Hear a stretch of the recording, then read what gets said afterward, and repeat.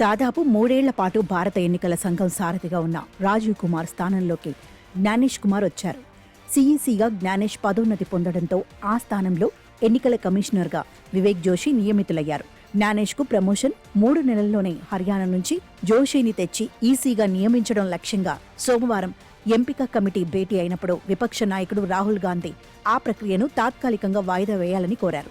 ఎన్నికల కమిషనర్ల నియామకాలకు సంబంధించి 2023లో తీసుకొచ్చిన చట్టం ప్రకారం తొలిసారిగా ఈ ఎంపికలు ఉండబోతున్నందున సెలక్షన్ ప్యానెల్కు వ్యతిరేకంగా దాఖలైన పిటిషన్లను కోర్టు నిగ్గు తేల్చే వరకు కొత్త సీఈసీపై నిర్ణయాన్ని వాయిదా వేయాలన్నది రాహుల్ సూచన. కానీ ఆయన మాటను లక్ష్య పెట్టకుండా ప్రధాని నరేంద్ర మోదీ, హోంమంత్రి అమిత్ షా ఈ 2 పోస్టులు నింపేసినందుకు కాంగ్రెస్ ఆగ్రహిస్తోంది. త్రిసభ్య కమిటీ సమావేశంలో సమర్పించిన నోట్ను రాహుల్ గాంధీ ప్రజాక్షేత్రంలో పెట్టి ఇదేం అన్యాయం అని ప్రశ్నిస్తున్నారు. అంతా బాగానే ఉంది, కానీ సదరు పిటిషన్ విచారణలో ఉన్నంత మాత్రాన నియామకాలు ఆపేయాలన్న నియమమేమీ లేదు. కొత్త చట్టం ప్రకారం నడవడానికి వీల్లేదనో, ఎంపికలు కూడదనో సుప్రీంకోర్టు చెప్పలేదు. పైపెచ్చు పిటిషన్దారు చేసిన అటువంటి విన్నపాన్ని త్రోసిపుచ్చి పరోక్షంగా మార్గాన్ని సుగమం చేసింది కూడా. రాహుల్ వాదనలో ఔచిత్యం లేకపోలేదు, కానీ కేసు విచారణలో ఉన్నందున కాస్తంత ఓపిక పడితే సరిపోతుందని, వ్యవస్థల ఔన్నత్యాన్ని మర్యాదలను కాపాడినట్టు అవుతుందని ప్రభుత్వ పెద్దలు కూడా అనుకోవాలి కదా.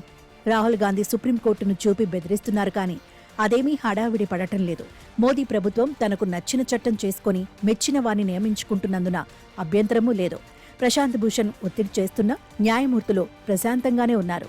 బుధవారం కేసు విచారణ ఉండగా సోమవారమే ఈ 2 నియామకాలు జరిగిన విషయాన్ని ప్రశాంత్ భూషణ్ మంగళవారం మరోమారు కోర్టు దృష్టికి తీసుకువచ్చారు. వరుసలో 40వ స్థానంలో ఉన్న ఈ కేసు బుధవారం సైతం విచారణకు రాకపోవచ్చునని, ప్రాధాన్యత రీత్యా దానిని ముందుగానే చేపట్టాలని ఆయన విజ్ఞప్తి చేస్తే రేపటి సంగతి రేపు చూద్దాం అని జస్టిస్ సూర్యకాంత్ తేల్చేశారు.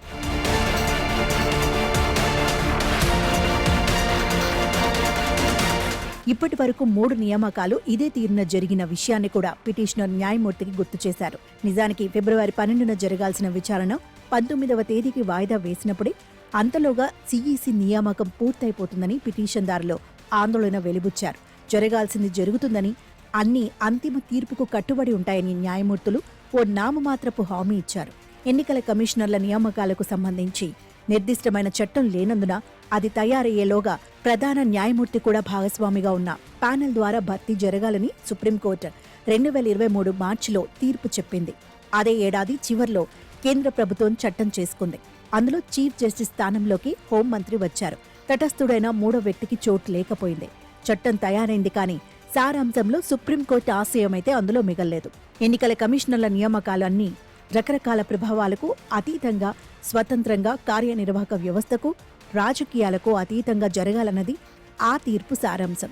కానీ ఉన్న 3లో 2 అధికార పక్షం నుంచే ఉన్నప్పుడు విపక్షనేత మాట చెల్లుబాటయ్యే అవకాశమే ఉండదు. పైగా ప్రజాస్వామ్యంలో అతి ముఖ్యమైన ఎన్నికల ప్రక్రియను ఒత్తిళ్లకు అతీతంగా నిర్వహించాల్సిన 3 అధికారులను కమిటీలో ఉన్న 3 రాజకీయ నాయకులు నియమించటం మరో విచిత్రం.